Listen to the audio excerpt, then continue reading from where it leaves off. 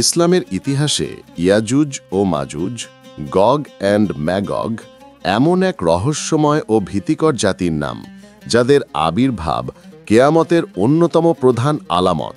পবিত্র কোরআনুল কারিমের সূরা কাহফে এদের উল্লেখ পাওয়া যায়, যেখানে তাদেরকে তুরস্ক বংশোদ্ভূত এক বিশাল মানব গোষ্ঠী এবং পৃথিবীতে ভয়াবহ বিশৃঙ্খলা সৃষ্টিকারী, ফাসাদকারী হিসেবে বর্ণনা করা হয়েছে। এদের সংখ্যা এত বিপুল হবে যে এদের সামনে সমগ্র মানবজাতিকে অসহায় অবস্থায় পড়তে হবে।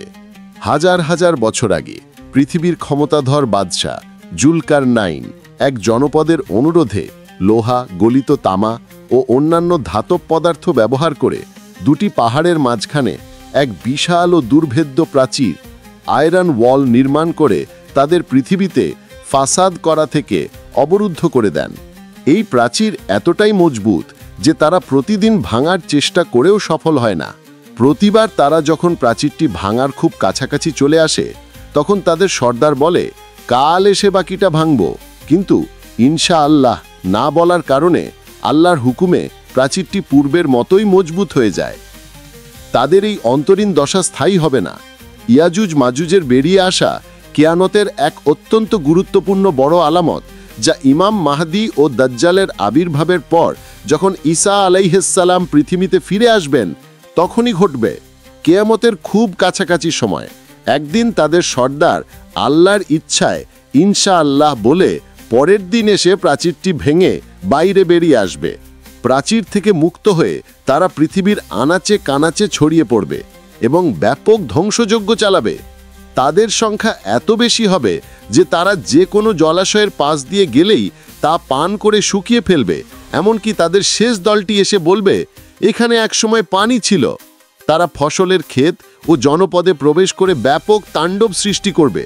এই ভয়াবহ পরিস্থিতিতে নবী ঈসা আলাইহিসসালাম তখন মুমিনদেরকে নিয়ে তুর পর্বতে আশ্রয় নেবেন এবং খাদ্যের জন্য আল্লাহর কাছে দোয়া করবেন। তবে তাদের এই তাণ্ডব বেশি দিন স্থায়ী হবে না। আল্লাহর কুদরতে তাদের ধ্বংস হবে এক অলৌকিক উপায়।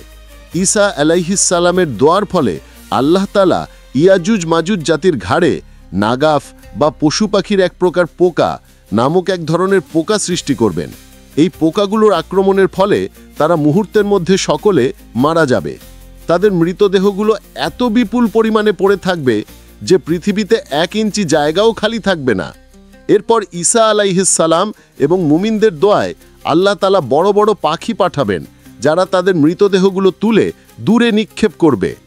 অবশেষে আল্লাহর আদেশে এমন বৃষ্টি হবে যে পৃথিবীর সমস্ত ময়লা ও দুর্গন্ধ ধুয়ে পরিষ্কার পরিচ্ছন্ন হয়ে যাবে। ইয়াজুজ মাজুজের এই সম্পূর্ণ ঘটনা মানবজাতিকে কিয়ামতের নিকটবর্তিতা এবং আল্লাহর অসীম কুদরত সম্পর্কে সতর্ক করে দেয়। আমাদের উচিত শেষ জামানার ফিতনা থেকে রক্ষা পেতে সদা সতর্ক থাকা এবং ঈমানের উপর অবিচল থাকা। আমিন।